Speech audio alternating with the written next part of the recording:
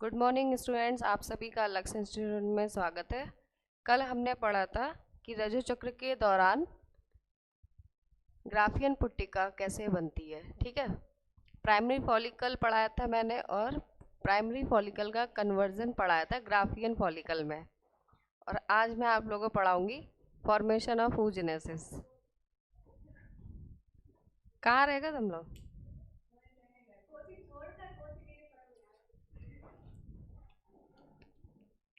देखो, आज पढ़ेंगे हम formation of oogenesis।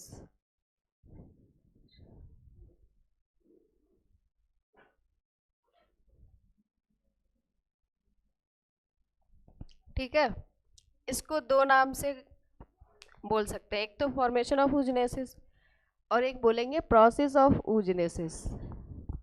Process of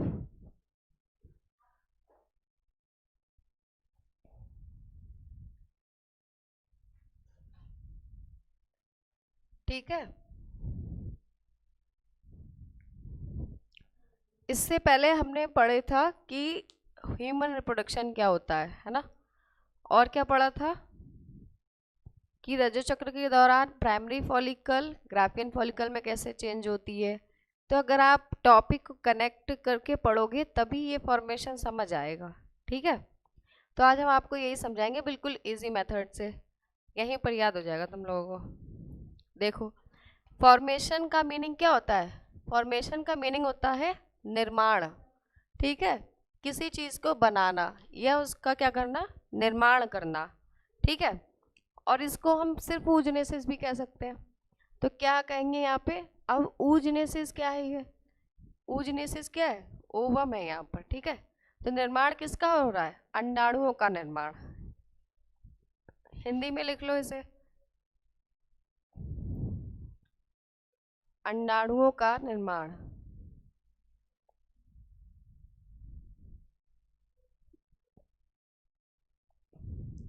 या प्रोसेस ऑफ oogenesis क्या है? अंड जनन की प्रक्रिया। अंड जनन की प्रक्रिया। ठीक है, अंड जनन की प्रक्रिया इसलिए कह रहे हैं क्योंकि इसमें हो क्या रहा है, इसमें अंडाणुओं का निर्माण हो रहा है। यानी जब अंडाणु का फॉर्मेशन होगा तब ये प्रोसेस क्या कहलाएगी? अंड जनन कहलाएगी, या फिर oogenesis कहेंगे इसको। ठीक है, तो इसकी परिभाषा तो इसके नाम से ही बन रही है, डेफिनेशन, अंडाणुओं का निर्माण। परिभाषा बनाओ, चलो कैसे बनाए बताओ। अंडाणु का निर्माण क्या कहलाता है? अंड जनन कहलाता है। याद हो गया? अंड जनन किसे कहते हैं बताओ प्रियांशी? अब तो याद हो रहा है तुम्हें, आज कोहरा नहीं है ना। कोहरे में जो है दिमाग जम जाता है, दिमाग सुन पड़ जाता है। कोहरा नहीं है इसलिए चला रही हूँ। चलो, अब इसमें आपको कल मैंने पढ़ाया था, इसलिए मैंने आपको प्राइमरी फॉलिकल से कन्वर्ट ग्राफियन फॉलिकल पढ़ा दी थी पहले ही, क्योंकि मैंने बोला था कि जब तक आप उन स्टेप को नहीं समझोगे तब तक आप अंड जनन की प्रोसेस को नहीं समझ पाएंगे। ठीक है, जिसमें हमने बताया था कि जो हमारी प्राइमरी, ठीक है, प्राइमरी oocyte है वो कैसा था? डिप्लॉइड था, यानी द्विगुणित था। ठीक है, प्राइमरी oocyte आपका डिप्लॉइड होता है। डिप्लॉइड होने का रीज़न क्या है? क्योंकि वो माइटोसिस के जरिए बनता है। ठीक है, यानी समसूत्री विभाजन के जरिए बनता है। समसूत्री विभाजन होता है पहले इसमें, फिर जाके अर्धसूत्री होगा। अर्धसूत्री विभाजन के बाद ही इसमें क्रोमोसोम के नंबर क्या हो जाते हैं? हाफ हो जाते हैं, आधे हो जाते हैं। यानी कि जो मदर और फादर है, ठीक है, जो मदर है और जो फादर है उनके क्रोमोसोम के जो सेट है, यानी उनकी जो नंबर है वो 46 से 23 फादर के आते हैं और 23 किसके आते हैं? मदर के। तब जाके जाइगोट में कितने बनते हैं? 46। ठीक है, तो उससे पहले हम ओवम का फॉर्मेशन समझ लें, क्योंकि वो प्रोसेस कब की है? फर्टिलाइजेशन की है। जब फर्टिलाइजेशन होगा तब जाके उसमें जाइगोट बनेगा, लेकिन पहले हमें क्या बनाना है बताओ, पहले क्या बना है? अरे भाई, तुम लोगों को भ्रूण बहुत याद रहता है। उससे पहले जर्म लेयर तो बना लो, जर्म सेल तो बना लो, जर्म सेल से ओवम का निर्माण तो कर लो, तभी तो आएगा जाइगोट और भ्रूण। या उसे पहले ही ले आओगी? चलो देखो, यहाँ पे अब इसमें क्या करेंगे, अभी मैंने बोला कि 2n होती है, ठीक है। अब ये 2n इसको हम क्या कहेंगे, मादा जनन कोशिका, ठीक है, मादा जनन कोशिका। देखो समझ तो ये आ जाएगा, लेकिन वैसे तुम लोगों ने बहुत सारी चीजें मिस कर दी, ठीक है। तो पहले जो भी इस क्लास को आज देख रहे हैं, ठीक है, पहले आप जाके जो इससे पहले की मेरी जो 2 क्लासेस हैं उनको देखिएगा, उसके बाद इसको रिपीट करना, तभी ये प्रोसेस पूरी सही से समझ आएगी, ठीक है। अब देखो, इस मादा जनन कोशिका को हम कहते हैं प्रीमोडियल सेल, ठीक है, प्रीमोडियल सेल, जर्म सेल। अब ये जो प्रीमोडियल जर्म सेल है, ठीक है, इसमें 3 फेसेस पर ये प्रोसेस कंप्लीट होती है। अब वो 3 फेसेस कौन सी हैं देखो, नंबर 1 होती है मल्टीप्लिकेशन। क्या हुआ, इंग्लिश में कोई प्रॉब्लम तो नहीं हो रही है? बता देना मुझे स्पेलिंग वगैरह में, स्पेलिंग तो याद हो जाएगी। मल्टीप्लिकेशन मतलब गुणन प्रवस्था, ठीक है। क्या होगा, जो ये प्राइमोडियल सेल है, ठीक है, ये मादा जनन कोशिका है, इसमें सबसे पहले मल्टीप्लिकेशन होगा, यानी इस सेल में क्या होगा, समसूत्री विभाजन के जरिए ये कोशिकाएं क्या होंगी, बट जाएंगी, ठीक है, आपस समान बराबर भागों में, और किसका निर्माण करेंगी।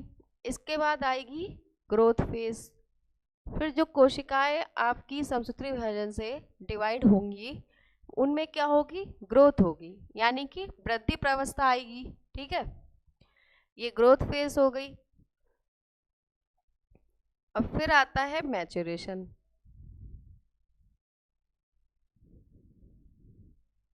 Maturation phase. और मैच्योरेशन फेज में क्या होगा बताओ, परिपक्व, ठीक है, परिपक्व क्या होती है, अवस्था, यानी कि जो आपका सेकेंडरी oocyte बनेगा वो मैच्योरेशन फेज से बनेगा, वो तैयार हो जाएगा एक ओवम में कन्वर्ट होने के लिए, ठीक है। जो सेकेंडरी oocyte है वही क्या होगा, ओवम का निर्माण करेगा, ठीक है। देखो कैसे करेगा, अब ये मैंने बोला कि सबसे पहले आपकी कौन सी फेज आएगी बताओ, सबसे पहले यहाँ पे क्या शुरू होगी, हाँ, मल्टीप्लिकेशन, हिंदी में लिख लो इसे गुणन प्रवस्था।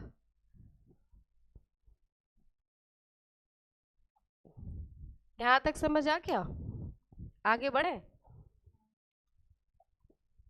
अब क्या होगा, इसमें विभाजन होगा, ठीक है, इस सेल में विभाजन कौन सा होगा बताओ, अरे भाई माइटोसिस होगा, ठीक है, यानी समसूत्री विभाजन, हिंदी में लिख लेना इसे, लो हम ही लिख दे रहे हैं, समसूत्री विभाजन,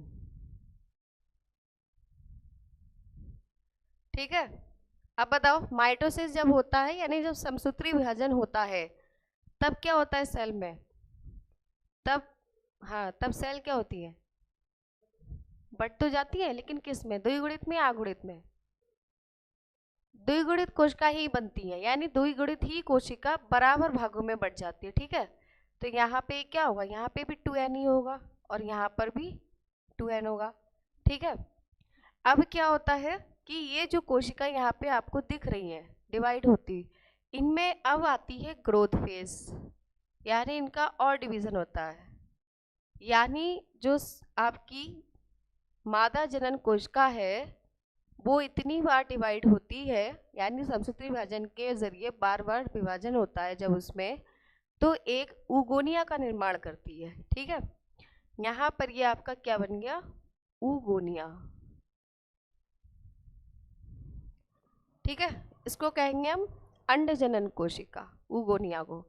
अब ये ऊगोनिया क्या करता है, यहाँ पर ऊगोनिया निर्माण करेगा एक प्राइमरी oocyte का, ठीक है। समसूत्री के विभाजन के माध्यम से ऊगोनिया का निर्माण होता है और अर्धसूत्री विभाजन फर्स्ट, ठीक है। इसमें क्या होता है, जो आपने फर्स्ट ईयर में अगर सेल डिवीजन पढ़ा होता तो उसमें समसूत्री अर्धसूत्री विभाजन दिया है, तो उसमें बताया है कि कौन सी स्टेज में कौन सा फेज आता है, ठीक है। यहाँ पे इसी आपको यही चीज़ मैं बता रही हूँ कि जो समसूत्री विभाजन है वो क्या कर रहा है, ऊगोनिया का निर्माण कर रहा है, यानी इसमें मल्टीप्लिकेशन हो गया है, ठीक है। अब यहाँ पे कौन सी फेज लिख लें हम, बताओ अब कौन सी फेज आएगी, बोलो जल्दी से। ग्रोथ फेज, ऊगोनिया अंडजनन कोशिका। हाँ, इस ऊगोनिया, जैसे ऊगोनिया बन गया, ठीक है, यानी अंडजनन कोशिका बन गई है। किससे बनी है, माता जनन कोशिका से, ठीक है। अब यही ऊगोनिया अर्धसूत्री विभाजन के माध्यम से प्राइमरी oocyte बनाता है, ठीक है, यानी जिसको हम कहते हैं प्राथमिक अंडक। वही प्राथमिक अंडक का निर्माण आगे चल के किसमें होता है, ग्राफियन पुट्टिका में, ठीक है। समझ नहीं आ रहा होगा आज का, है आ रहा है। ग्रोथ को बताओ हिंदी में क्या कहते हैं, प्रवस्था। इसीलिए तो तुम लोगों को मैं आराम आराम से पढ़ा रही हूँ कि एक एक चीज समझ आ जाए। अब देखो ये ग्रोथ फेज तो हो रही है, लेकिन ये वृद्धि प्रवस्था कौन से विभाजन से होगी ये बताओ। तो अर्धसूत्री को हिंदी में क्या कहते हैं, मियोसिस। वो सॉरी इंग्लिश में, हाँ हिंदी में क्या कहते हैं, अर्धसूत्री। हिंदी इंग्लिश में कंफ्यूजन बहुत बड़ा है, ठीक है। यहाँ पे क्या हो रहा है, अर्धसूत्री विभाजन हो रहा है, और इस अर्धसूत्री विभाजन हो किस में रहा है, किस में हो रहा है, जो ये ऊगोनिया बनी है, ठीक है, यानी ऊगोनिया से जो डिवाइड हुई है सेल, यहाँ पे अर्धसूत्री विभाजन होगा, और ये अर्धसूत्री विभाजन हो करके क्या बनाएंगे बताओ। अब बताओ, अर्धसूत्री विभाजन होगा ना यहाँ पे जब, तो अर्धसूत्री विभाजन जिसका होगा हमें वो लिख लेना है यहाँ पर ऐसे करके, ठीक है। इसी कोशिका का हो रहा है ना जो ऊगोनिया से बनी है, और ये क्या करेगी अब, इसमें क्या होगा बताओ। हाँ, ये दो कोशिकाएं बना लेगी। एक सेकेंड, यहाँ पे गड़बड़ हो गया थोड़ा सा। देखो यहाँ पे जो ये सेल बनी है, यहाँ पे देखो ऊगोनिया बन गई यहाँ पर, ठीक है। ऊगोनिया के जरिए जो ये डिवीजन हुआ है, यानी ग्रोथ फेज में, वृद्धि प्रावस्था में, तो ये यहाँ पर क्या कहलाएगी, प्राइमरी oocyte कहलाएगी। यहाँ पे प्राइमरी oocyte डिप्लॉयड क्यों है ये बताओ, पता है किसी को, प्राइमरी oocyte डिप्लॉयड क्यों है, मीन्स द्विगुणित क्यों है ये बताओ। क्योंकि यहाँ पर जो अर्धसूत्री विभाजन की प्रोसेस शुरू हुई थी, ठीक है, वो क्या हुई, ऊगोनिया के निर्माण के समय, यानी ऊगोनिया का निर्माण समसूत्री विभाजन से हुआ, और वहाँ पे अर्धसूत्री विभाजन की प्रक्रिया रुकी हुई थी यहाँ पे, यानी कि स्टॉप थी, ठीक है। क्योंकि जब तक अर्धसूत्री विभाजन नहीं होगा तब तक ये सेल क्या होगी, आधी भागों में नहीं बटेगी। तो इसका मतलब कि अर्धसूत्री विभाजन के जरिए नहीं बना प्राइमरी oocyte, कौन से विभाजन के जरिए बना, समसूत्री विभाजन के, ठीक है। और समसूत्री विभाजन ने जब एक प्राइमरी oocyte को बना दिया, तो यहाँ पे अब क्या होगा, अर्धसूत्री विभाजन होगा। इधर लिखो अर्धसूत्री विभाजन, यानी अर्धसूत्री विभाजन फर्स्ट यहाँ पे होगा। दो होंगे क्यों, क्योंकि एक तो प्राइमरी oocyte बना रहा है, और एक विभाजन मतलब जब होगा अर्धसूत्री विभाजन सेकंड, तो उसमें क्या बनाएगा, सेकेंडरी oocyte।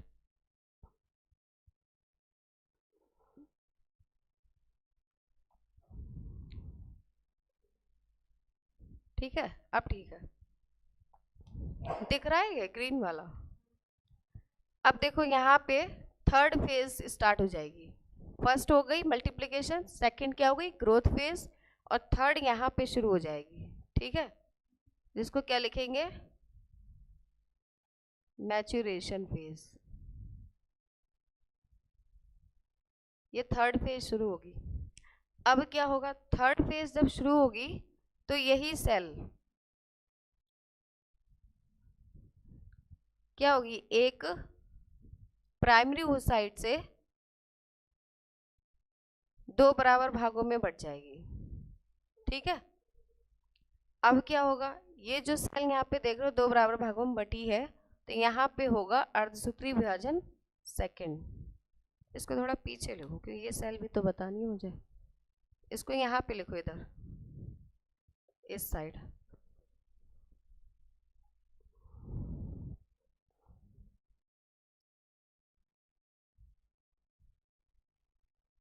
ये है मैच्यूरेशन फेज, जिसको हिंदी में क्या कहते हैं,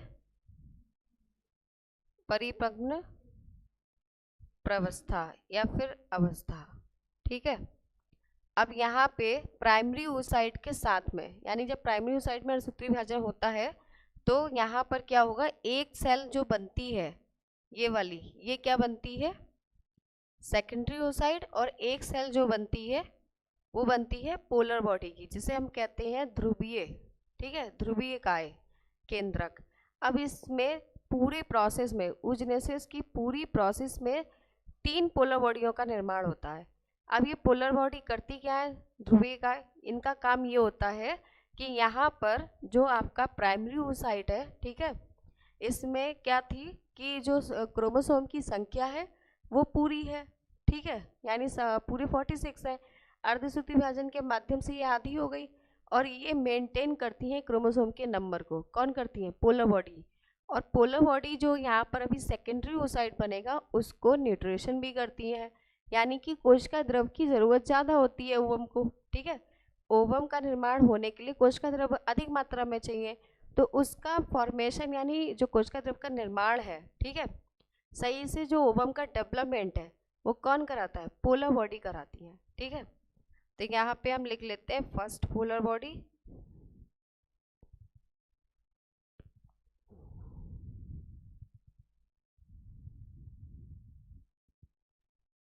और ये क्या बन गया, इसलिए बताओ ये क्या बना है, हाँ, सेकेंडरी oocyte, इसको हम कहते हैं प्राथमिक अंडक, ठीक है, हिंदी में भी लिख दे रही हूँ। ये होता है प्राथमिक अंडक, और ये क्या होगा, ये बताओ ये, हाँ, ये द्वितीय अंडक होगा।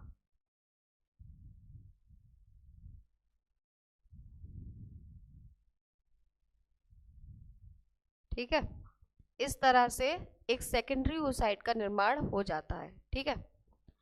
अब यहाँ पर जो आपकी ये बची हुई सेल है, ठीक है, ये क्या करती है, इनमें इस जो सेकेंडरी oocyte बना है, ठीक है, ये सेकेंडरी oocyte यहाँ पर 2 सेल में और डिवाइड हो जाता है आगे चल के, ठीक है, जिसमें से एक बनता है सेकेंड पोलर बॉडी, और ये सेल जो है मिलकर के 2 सेल और बनाती हैं जो कि ये एक्स्ट्रा पोलर बॉडी होती हैं, ठीक है। ये क्या कौन सी होंगी, एक्स्ट्रा पोलर बॉडी,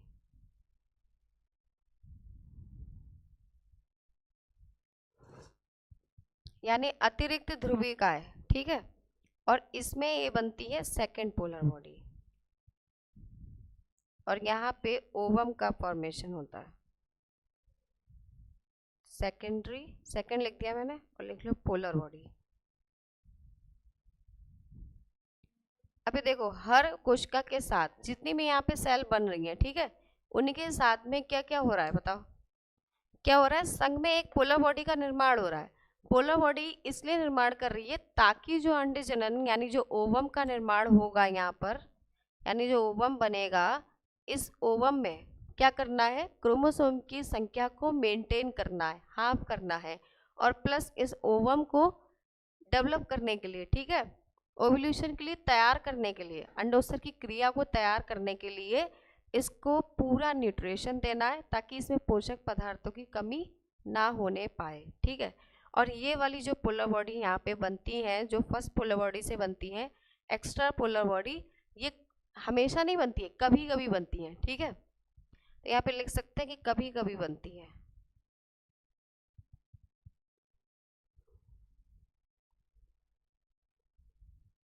और ये बनती कौन से विभाजन से है, यहाँ पे लिख लो, अर्धसूत्री विभाजन सेकंड। ठीक है, जब परिपक्व प्रवस्था शुरू होती है, एक मैचुरेशन स्टेज आती है ओवम की, तब उसमें क्या होता है, अर्धसूत्री विभाजन सेकंड होता है। ठीक है, अब यहाँ पे क्या होगा कि ये जो ओवम है, ओवम का मतलब ओवम निर्माण तो हो गया। ठीक है, अब ओवम में क्या होना चाहिए, एक्टिवेशन, तो वो किसके जरिए होगा, ओवल्यूशन के जरिए होगा। जब अंडोत्सर्ग की क्रिया होगी, कल मैंने बताया भी था कि अंडोत्सर्ग का फॉर्मेशन यानी जो अंडोत्सर्ग की क्रिया है वो किसके माध्यम से होती है, हार्मोन्स के नाम से। ठीक है, हार्मोन उसमें एक्टिव होते हैं, तब जाके फर्टिलाइज ओवम का निर्माण होता है, यानी ओवम एग्स जो ओवरी है आपकी उससे बाहर आता है। ठीक है, फिर मैंने कल ये भी बताया था कि उसमें जो जिस ओवम कहाँ रहता है, उसमें ओवरी में रहता है। ठीक है, ओवरी में एक ग्राफियन पुट्टिका बनती है, जिसे हम ग्राफियन पुट्टिका या ग्राफियन फॉलिकल कहते हैं। उस ग्राफियन पुट्टिका में क्या होता है कि ओवम जब बाहर चला जाता है तो ग्राफियन फॉलिकल एक थैली नुमा संरचना बनती है, खाली रह जाती है।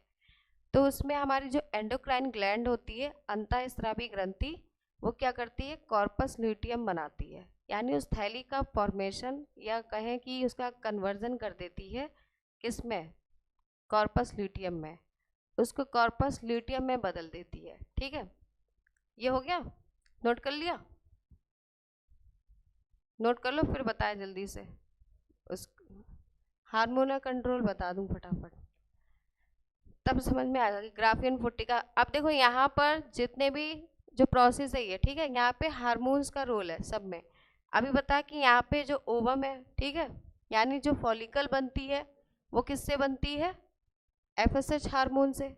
यानी जो मादा यहाँ पे जनन कोशिका आपने जो यहाँ पे लिखी है, इसका जो निर्माण है, ये जो पहले है फॉलिकल बनती है, देखो ऐसे, ये जो प्राइमरी oocyte है यहाँ पर, ये जो मैंने आपको प्राइमरी oocyte पढ़ाया है, ठीक है, इस प्राइमरी oocyte में क्या होगा, ये ऐसे नहीं बन जाएगा प्राइमरी oocyte। प्राइमरी oocyte हम किसे कहेंगे, इसको कहते हैं। ठीक है, इसके बाहर एक लेयर बनती है, इस प्राइमरी oocyte को प्रोटेक्ट करने के लिए एक लेयर तैयार होती है, और उस लेयर को हम कहते हैं ग्रेनुलोसा।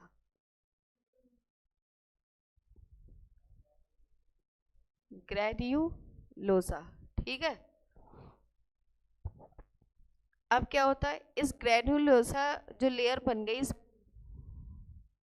प्राइमरी oocyte में, इस प्रकार की संरचना को हम कहते हैं प्राइमरी फॉलिकल। समझ में आया या नहीं, किसे कहते हैं प्राइमरी फॉलिकल, नहीं आया, देखो मैंने ये कहा कि जब आपने मेरी इससे पहले वाली 2 क्लासेस ली होती या देखी होती, तभी आपको ये प्रोसेस समझ में आएगी। इसीलिए मैंने 3 क्लासेस खींची है इसकी प्रोसेस की, क्योंकि मुझे पता था प्रोसेस का फॉर्मेशन आप तभी समझ पाएंगे जब आपने पहले ग्राफियन पुट्टिका को समझा होता, प्राइमरी फॉलिकल समझी होती, तब समझे। चलो फिर से देखते, देखो इधर, ये जो oogenesis की प्रोसेस होती है, ये माता के गर्भ अवस्था से शुरू हो जाती है, भ्रूणीय अवस्था से। ठीक है, यानी कि जब एक भ्रूण, ठीक है, ये कहा जाए जब एक भ्रूण माता के स्टोमक में एंटर करता है, यानी जब प्रेगनेंसी टाइम उनका शुरू होता है, उसी ही दौरान हमारे जो फीमेल लेडी के अंदर जो बेबी है, ठीक है, उसके अंदर जो अंडजन की कोशिकाएं हैं वो कम से कम 20 लाख होती हैं। हंसी आ रही है, 20 लाख होती है कम से कम, जान लो भाई, जरूरी भी तो है जानना। हंसी आ रही है, चलो कोई बात नहीं, हंस लो, हंसने वाला चैप्टर है, हाँ हाँ हंसने वाला चैप्टर है ना। ये समझिए गर्भावस्था से ये प्रोसेस शुरू हो जाती है। ठीक है, तभी मैंने पढ़ा था व्हेन स्टार्ट oogenesis, यानी oogenesis कब शुरू होती है, गर्भावस्था से शुरू हो जाती है। गर्भावस्था में oogenesis मतलब जो अंडजनन की कोशिकाएं होती हैं वो कम से कम 20 लाख होती हैं। और जब एक 20 लाख कोशिकाएं उसमें क्या होती हैं, सब इनएक्टिव फॉर्म में होती हैं, क्योंकि जिस हार्मोन की ज़रूरत होती है वो हार्मोन ही वहाँ पर सक्रिय नहीं होता है। अब हार्मोन जब आप पढ़ेंगे तब समझेंगे। देखो हार्मोन पढ़ाती हूँ मैं। हार्मोन हमारे शरीर में क्या करते हैं, जिस चीज़ की ज़रूरत होती है वही प्रोडक्ट रिलीज करते हैं, ठीक है, वही हार्मोन रिलीज होते हैं। उससे क्या होता है कि जो कोशिकाएं हैं यानी अंडजनक कोशिकाएं, यानी जो बेबी है वो मैच्योर नहीं है ना, मैच्योर होगा तभी तो ये सब प्रोसेस होगा ना उसके अंदर। तो मैच्योर होने के लिए उसे क्या करना पड़ता है बताओ? मैच्योरेशन एज कब आती है? जंडाणु निर्माण की, बता जल्दी। प्यूबर्टी कहते हैं इसको।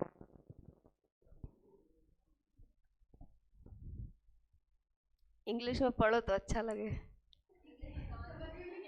हाँ, प्यूबर्टी का मतलब है किशोरावस्था। अब किशोर कब होती है लड़की बताओ? हाँ, यौवन अवस्था भी कहते हैं इसे, यौवन, यौवनावस्था, यौवनावस्था 12 से 13। हाँ, यानी कि जब रजो चक्र का टाइम क्या होता है, शुरू हो जाता है। उस टाइम में क्या होती है, ये अंडजनन कोशिकाएं एक्टिव होती हैं।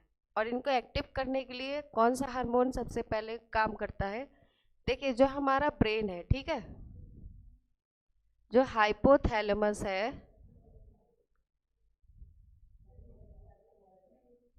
ये देखो इसको हिंदी में भी हाइपोथैलेमस ही बोलते हैं। हाँ, हाइपोथैलेमस लिखा है, इसको हिंदी में भी हाइपोथैलेमस ही बोलेंगे, ठीक है। तो इसको आप हिंदी में लिख लेना, मैं नहीं लिख रही हूँ हिंदी में। और ये कहाँ होता है? हमारे ब्रेन में, ठीक है। अब क्या होता है, ये जो ब्रेन है हमारा, हाइपोथैलेमस का ब्रेन मतलब ये ब्रेन का बेस है, एक आधार है, ठीक है। अब ये हाइपोथैलेमस एक हार्मोन होता है, उससे कहता है कि अब तुम शुरू हो जाओ, ठीक है, तुम्हारा टाइम आ गया है। क्यों भाई? जो 20 लाख जो oocyte होते हैं, 20 लाख जो पड़े हुए होते हैं इनएक्टिव फॉर्म में, उनके जब तक एक किशोर अवस्था आती है यानी मैच्योरेशन स्टेज आती है 12 से 13, तब तक उनकी संख्या कम होती चली जाती है। और इस अवस्था में संख्या हो जाती है 60,000 से 80,000। क्या हाय रे! देखो कल भी मैंने कहा था कि फीमेल कॉम्प्लिकेटेड है, लगता है ना, है क्या? बहुत ध्यान से समझना पड़ता है फीमेल को, समझो। देखो फिर आप लोग फीमेल हो तो फीमेल, तो फिर समझो फीमेल को अच्छे से। देखो एक फीमेल को ही समझ सकती है ना। तो कॉम्प्लिकेशन जो भी है हम ही लोग समझेंगे ना फीमेल की, जो भी दिक्कतें हैं। देखो ये, तो यहाँ पे संख्या 60,000 हो गई, 60,000 से 80,000, क्योंकि घटती चली गई वो संख्या, ठीक है, प्यूबर्टी एज तक आते आते। यानी जब यौवन अवस्था आई तब तक ये संख्या क्या हुई, घट गई। अब इसकी संख्या तो घट गई यहाँ पे oocyte की, अंडजनन की, लेकिन यहाँ पर ये एक्टिव कब हुए? एक्टिव कब हुए? जब हाइपोथैलेमस ने एक गुनेडोट्रोपिन नाम का हार्मोन रिलीज किया, ठीक है, GnRH, मैंने कल भी बताया था। अनुष्का को पता है? क्यों पता है ना? देखो ये गुनेडोट्रोपिन हार्मोन रिलीज, इसका नाम क्या है? गुनेडोट्रोपिन रिलीजिंग हार्मोन, ठीक है। यानी ये उन हार्मोन्स को एक्टिव करेगा, रिलीज करेगा जो अंडजनन की क्रिया में सहायता करेंगे, यानी ओवम के निर्माण में सहायता करेंगे, ठीक है। अब ये क्या करता है? अच्छा ये बताओ, पीयूष ग्रंथि का नाम सुना है तुम लोगों ने? क्या होती है पीयूष ग्रंथि? नाम सुना है लेकिन ये नहीं पता क्या होती है?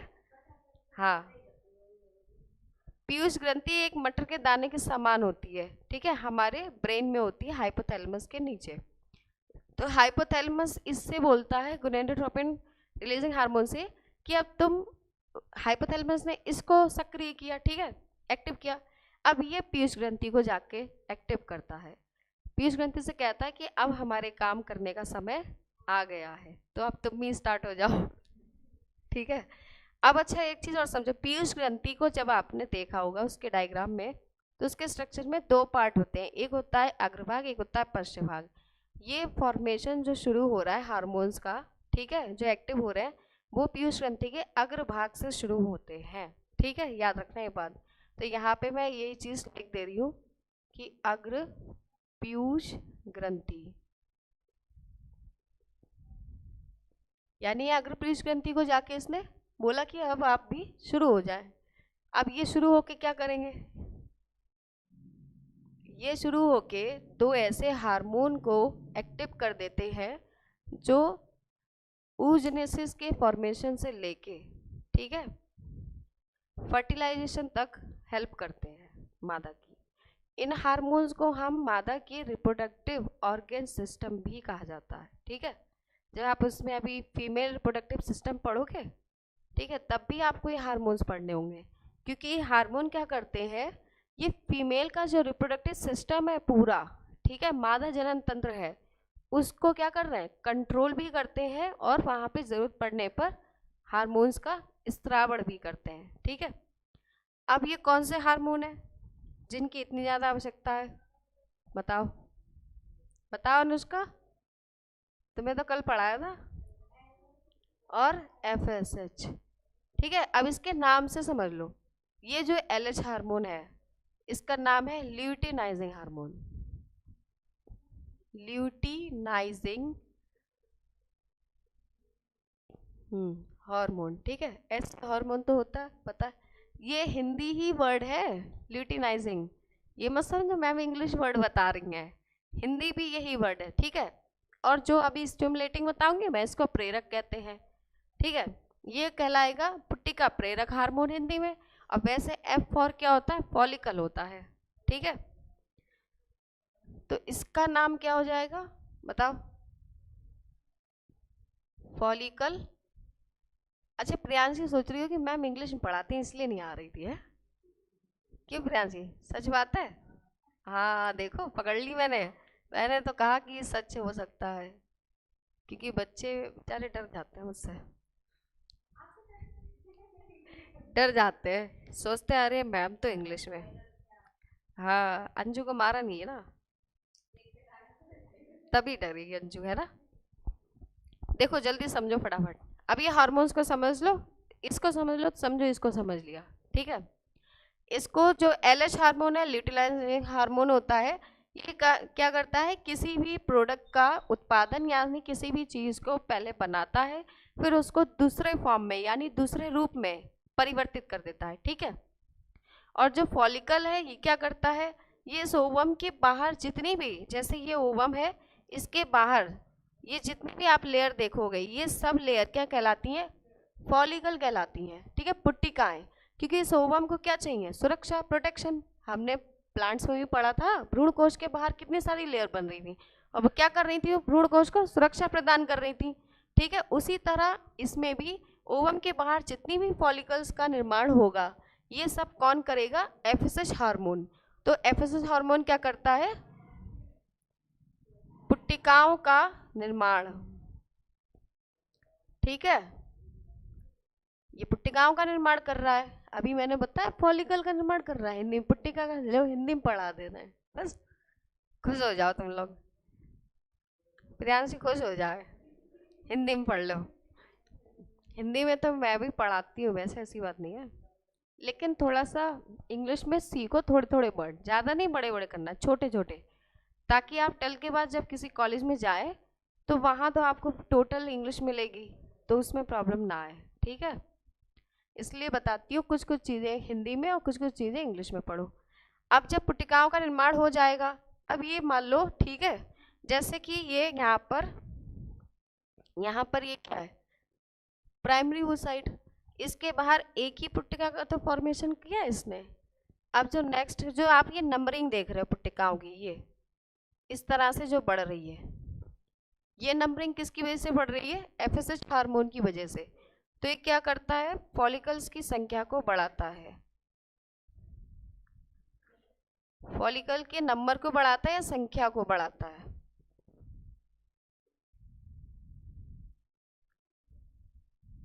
ठीक है, देखो याद हो जाता है ना, हो जाएगा याद। सुनो, ये जो मैं करा रही हूँ हाइपोथैलेमस, ठीक है, इसको हम ये भी कहते हैं हार्मोनल,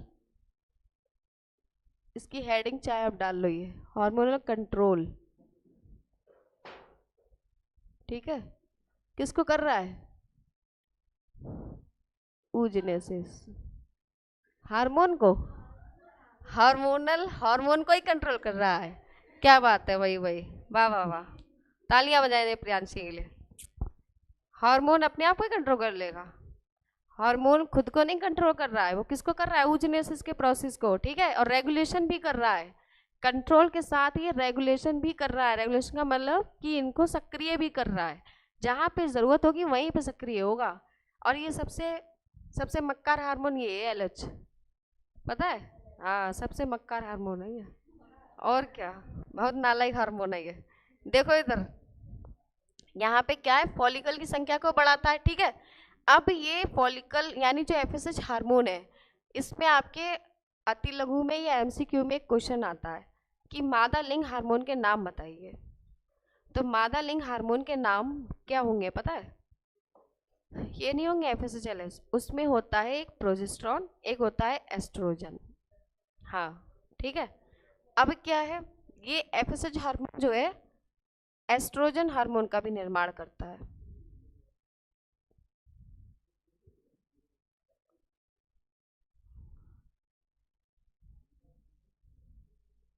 हार्मोन का निर्माण करता है। समझ आ गई मेरी बात सही से? एफएसएच हार्मोन समझ आ गया क्या क्या कर रहा है ये, ठीक है। देखो, फॉलिकल की संख्या को भी बढ़ाता है, पुट्टिकाओं का भी, मतलब हिंदी में ही फॉलिकल को पुट्टिका कहते हैं, पुट्टिकाओं का निर्माण भी करता है, ठीक है। एस्ट्रोजन हार्मोन का भी निर्माण करता है। एस्ट्रोजन हार्मोन अगर नहीं इसमें बनेगा तो जो प्रेगनेंसी टाइम जो होता है, उस प्रेगनेंसी टाइम में अगर प्रोजेस्टेरॉन और एस्ट्रोजन हार्मोन का लेवल हाई नहीं होगा तो मेंस्ट्रुअल साइकिल जो होती है, रजो चक्र, वो रुक नहीं पाएगी, ठीक है। इसीलिए कल भी बताया था कि अगर प्रेगनेंसी के टाइम पर इन हार्मोन्स का लेवल हाई होता है तब क्या होता है? तब उसमें प्रेगनेंसी का पता चलता है। यानी प्रेगनेंसी कब होती है?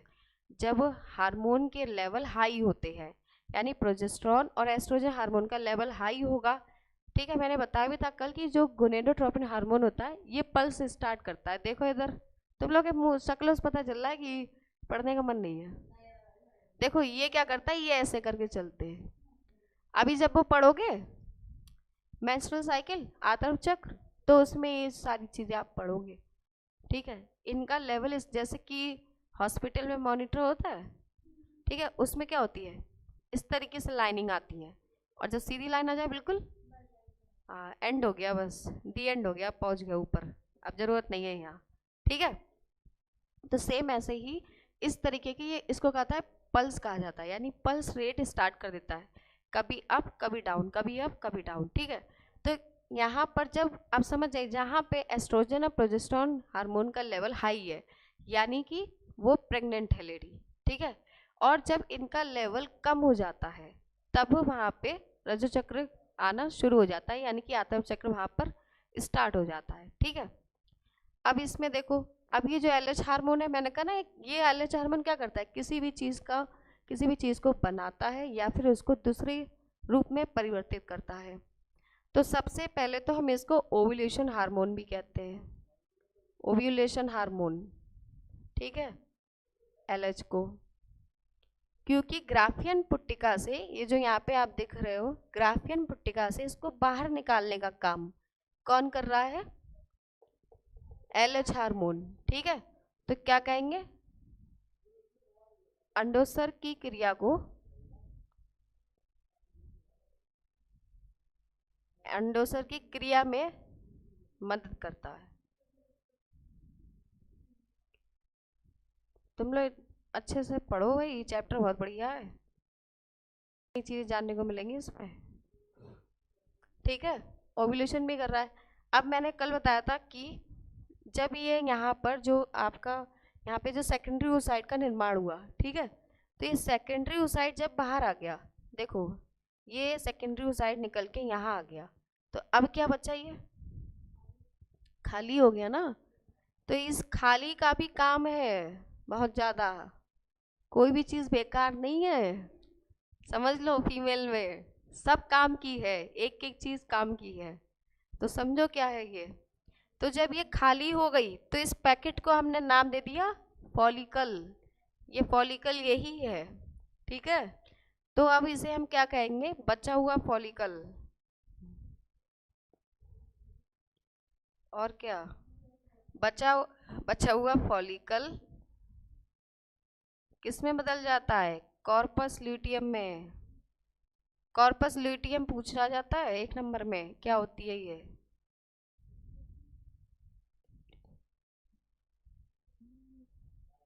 बदल जाता है। अब अच्छा एक बार बताओ, तुम लोगों ने खुद ही नहीं पूछा। अभी मैंने 2 हार्मोन के नाम बताए थे, एक तो प्रोजेस्टेरॉन एक एस्ट्रोजन, ठीक है। और आपने ये नहीं पूछा कि एफएसएच तो एस्ट्रोजन बना रहा है, तो प्रोजेस्टेरॉन हार्मोन कहाँ है, उसको कौन बनाएगा। दिमाग लगाओ दिमाग। आज तो भैया ठंड नहीं है, तुम लोग दिमाग नहीं लगा रहे। देखो, इसका एस्ट्रोजन हार्मोन का फॉर्मेशन एफएसएच ने किया, और ये क्या करेगा, प्रोजेस्टेरॉन हार्मोन को बनाएगा, ठीक है। जो प्रोजेस्टेरॉन हार्मोन है उसको कौन बना रहा है, एलएच। लेकिन बना कैसे रहा है एलएच, एलएच प्रोजेस्टेरॉन हार्मोन को, जो एलएच है वो इस प्रोजेस्टेरॉन हार्मोन को बना कैसे रहा है। यानी कि पहले तो इसने बचे फॉलिको को कॉर्पस ल्यूटियम में चेंज करा, अब ये कॉर्पस ल्यूटियम ही क्या कर रहा है, प्रोजेस्टेरॉन हार्मोन को बना रहा है। लेकिन किसके माध्यम से, अंतःस्रावी ग्रंथि के माध्यम से, ठीक है। तो यहाँ पे हम कैसे लिखेंगे इसको, ऐसे लिखेंगे जी, क्या आ गया देखो, कैसे लिखेंगे, देख लो, लास्ट ही पॉइंट है, बस हो गया आपका। ये सारे हार्मोन्स याद रखना, ऐसे लिखो, अंतःस्रावी ग्रंथि के माध्यम से कॉर्पस ल्यूटियम प्रोजेस्टेरॉन हार्मोन का श्रावण करते हैं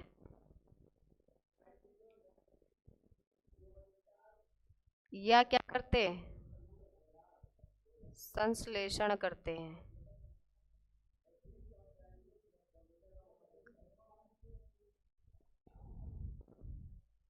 ठीक है।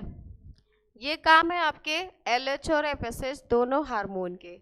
इस तरह से हार्मोन का कंट्रोल होता है। अब कैसे होता है इसका, जो यहाँ पर आप देख रहे हो प्रोजेस्टेरॉन हार्मोन है, इसको कंट्रोल करती है हमारी गोनेडोट्रोपिन, ठीक है। लेकिन कभी, जैसे कि मैंने बोला ना कि प्रेगनेंसी के टाइम पर, उस समय ये आवश्यक है कि प्रोजेस्टेरॉन हार्मोन का लेवल हाई होना चाहिए। तो इसीलिए जो ये प्रोजेस्टेरॉन हार्मोन है, ठीक है, एक पॉइंट और ऐड कर लो कि इसीलिए जो प्रोजेस्टेरॉन हार्मोन है ये कैसा फीडबैक देता है, ये निगेटिव फीडबैक देता है, यानी ऋणात्मक फीडबैक देता है। और पॉजिटिव कब होगा ये, जब होगा जब रजो चक्र शुरू होगा, स्टार्ट होगा, ठीक है। तो उस समय क्या करता है, तो आप लिख सकते हैं ऐसे कि प्रेगनेंसी के समय पर, प्रेगनेंसी को हिंदी में क्या कहते हैं, हाँ हिंदी में सही है, गर्भावस्था, है ना। तो लिखो प्रेगनेंसी के, हाँ ये तो सबको समझ आ जाता है, जो बायो नहीं पढ़ रहा है उसको भी समझ आ जाता है ना। प्रेगनेंसी के समय पर क्या करता है ये,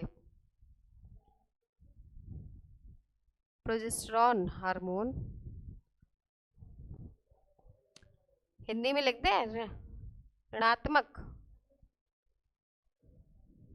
फीडबैक। फीडबैक क्या लिखोगे हिंदी में, बताओ, फीडबैक देता है, ठीक है। यानी इसका फीडबैक कैसा होता है, ऋणात्मक।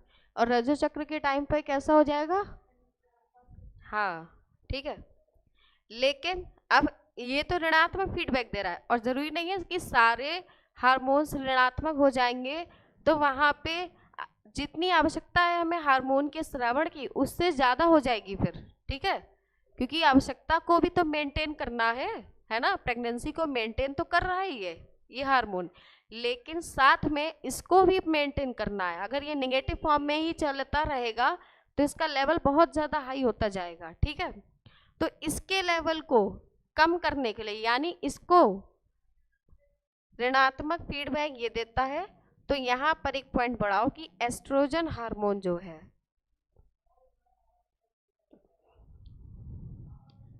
एस्ट्रोजन हार्मोन पॉजिटिव फीडबैक देता है।